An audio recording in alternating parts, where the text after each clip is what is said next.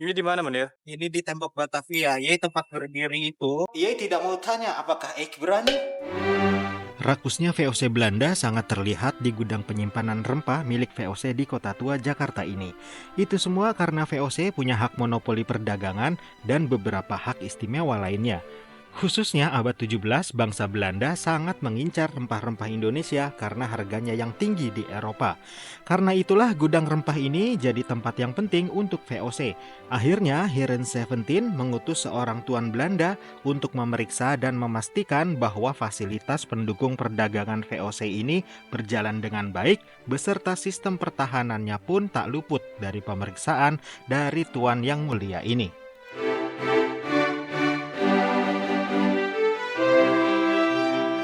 Ye punya nama siapa? Nama saya Pribumi, Menir. Pribumi. Pribumi pasti punya nama, bukan? Betul, nama saya Yudo, Menir. Ah, Yudo. Kalau begitu, Ye Inlander temani Eik berkeliling Batavia ya. Ini adalah fasilitas VOC yang pertama Eik periksa untuk memastikan bahwa pendudukan VOC di Batavia itu berjalan dengan lancar supaya mengeruk kekayaan Ye punya bangsa, yaitu rempah-rempah. Ye tahu rempah-rempah? Yes, Pernah lihat ketumbar? pernah, Menir. Ketumbar, bumbu dapur, dan lain-lainnya adalah barang Eik yang paling berharga supaya laku di pasaran Eropa sana. Bangsa Eik datang ke sini untuk mengambil rempah-rempah Ye punya bangsa. Kalau Ye sudah dapat perintah dari Eik punya, maka harus turut ya. Pemeriksaan pun dimulai. Sistem pertahanan VOC jadi hal pertama yang diperiksa tuan yang mulia ini, karena pertahanan menjadi elemen penting untuk kelangsungan pendudukan VOC demi mendapat untung besar dari hasil bumi Indonesia. Apa itu, Menir? Ini bekas pintu masuk ke dalam kota Batavia. Dulunya pintu ini tuh tinggi ya, tapi entah kenapa sekarang jadi cuma setengah lingkaran gini ya, jadi bogel seperti ini. Panjang tembok ini sampai ke sana, ini adalah bagian tembok Batavia yang VOC bangun untuk mempertahankan wilayahnya. Jadi Ye pribumi nggak boleh masuk ke dalam kota Batavia. Kalau Ye coba-coba maksa untuk masuk, nanti Ye kena tembak sama Eik prajurit punya di pos-pos jaga seperti itu. Mau lihat posnya? Mau, Menir. Oke. Dulunya ini adalah tempat untuk tentara VOC berdiri di sini untuk memantau wilayah luar tembok kota Batavia. Jadi kalau ada orang-orang pribumi masuk atau mencoba mendekati tembok Batavia ini, langsung kena tembak dari tentara VOC yang berjaga di sini. Tentara itu pada di mana, Menir? Tentara Eik punya pasti berpatroli di sini. Ini dulunya ada tempat semacam jalanan kecil untuk mereka berpatroli ya. Ditempatkan satu di sini untuk stay atau berjaga, memantau perkembangan di luar tembok kota Batavia ini. Bayangkan, sepanjang tembok Batavia yang dibangun VOC ini dilengkapi sekitar 15 ruang jaga tentara VOC seperti yang kita lihat saat ini. Hal ini membuktikan bahwa VOC sangat menjaga area bagian dalam kota Batavia yang banyak terdapat bangunan penting untuk menjaga harta karunnya, yaitu rempah-rempah. Terlebih pada masa VOC, kota Batavia merupakan pusat pemerintahan dan bisnis untuk VOC. Sebuah kota yang dikelilingi tembok seperti kota Batavia ini sangat lazim dibangun baik itu di Eropa maupun wilayah kolonial pada abad 17 sampai 18. Anak-anak ini adalah anak-anak inlander ya, tapi mereka sepertinya punya masa depan yang cerah ya. Kelas berapa ya punya sekolah? Kelas 1, kelas 2. Kelas 1, kelas 2. Hafal Pancasila? Coba sebutkan. Kelas 1, ketuhanan yang Maha Esa. 2, kemanusiaan yang adil dan beradab. 3, persatuan Indonesia.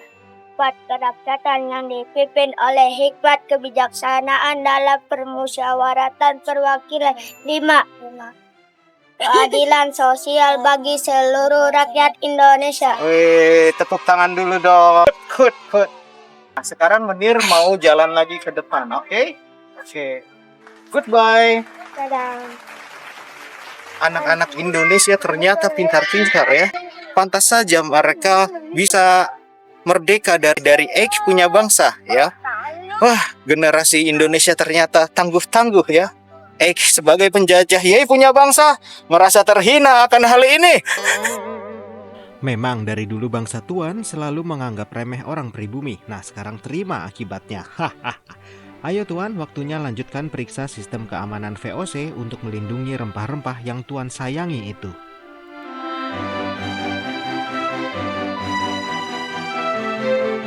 Ini di mana, Menir? Ini di tembok Batavia, yaitu tempat berdiri itu tempat tentara-tentara VOC berpatroli, ya. Jadi bisa melihat daerah luar tembok kota Batavia. Ya. Yuk, inlander, come here. Di sana ada pos jaga tentara VOC yang tadi sebelumnya kita lihat dan sekarang kondisinya masih bagus. Sekarang Ek ajak Ye punya untuk melihat pos jaga tentara VOC.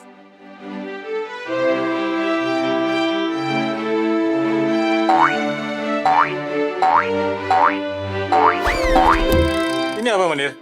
Ini adalah pos jaganya, ya, yang Ek maksud tadi. Ini tempatnya, ya. Jadi tingginya sekitar 2 meter lebih, ya.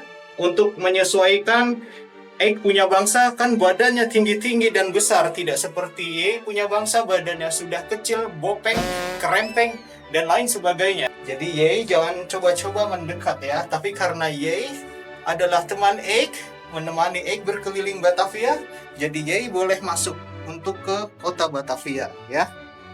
Fasilitas selanjutnya yang diperiksa Tuan Belanda yang mulia ini adalah gudang penyimpanan rempah milik VOC.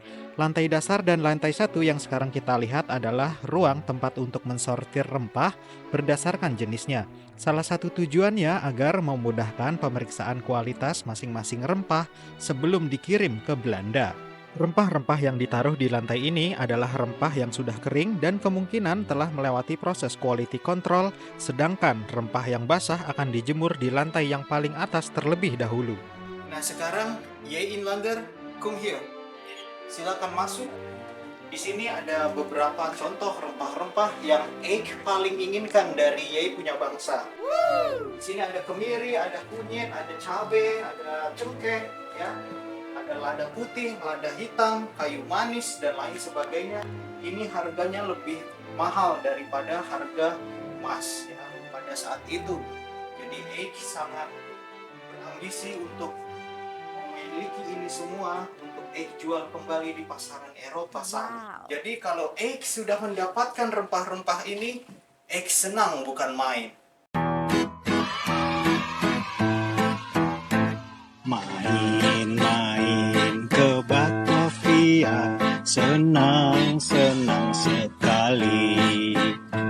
Main-main ke Nusantara, senang-senang sekali. Kiri kanan kulihat saja, banyak rempah-rempahnya. Kiri kanan kulihat saja, banyak rempah-rempahnya. Gedung ini Ek bangun secara bertahap ya, jadi tidak secara bersamaan. Walaupun bagaimana Ek butuh waktu untuk membangun properti ini semua ya, tapi ini membuktikan bahwa Ek punya bangsa adalah bangsa yang kaya raya. Mari masuk, mari masuk.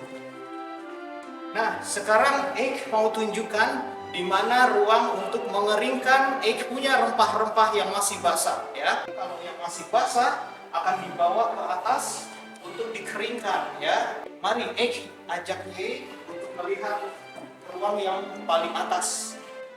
Nah, ini adalah ruang di loteng ya untuk mengeringkan rempah-rempah, segala jenis rempah-rempah yang masih basah akan dijemur di sini supaya kering, lalu akhirnya baru bisa Ek jual ke pasaran Eropa sana.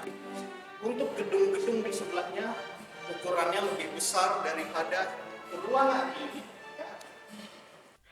Orang pribumi banyak yang mengira bahwa orang-orang Belanda itu tidak akan pernah takut sama yang namanya hantu karena mereka selalu berpikir logis. Jadi di belakang Ek masih ruang untuk menyimpan rempah-rempah yang dikeringkan ya, proses mengeringkan rempah-rempah seperti ini. Ya. Ek tidak berani masuk, dan Ek tidak akan mengambil resiko untuk kesurupan ya. Karena di sana pasti banyak hantu Eik punya pribumi ya, macam kuntilanak, genderuwo, dan pocong ya. Eik tidak mau kesurupan Eik punya hantu karena Eik harga diri bisa turun. Menir, jenggot tuang tebal. Ini ngomong-ngomong, Eik punya jenggot sudah mulai gatal dan basah.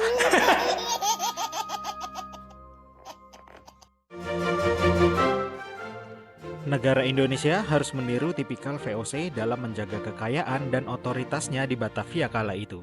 Di zaman sekarang, negara Indonesia juga harus melindungi dan menjaga segala sumber daya yang terkandung di dalamnya dari campur tangan bangsa asing supaya rakyat Indonesia menjadi sejahtera.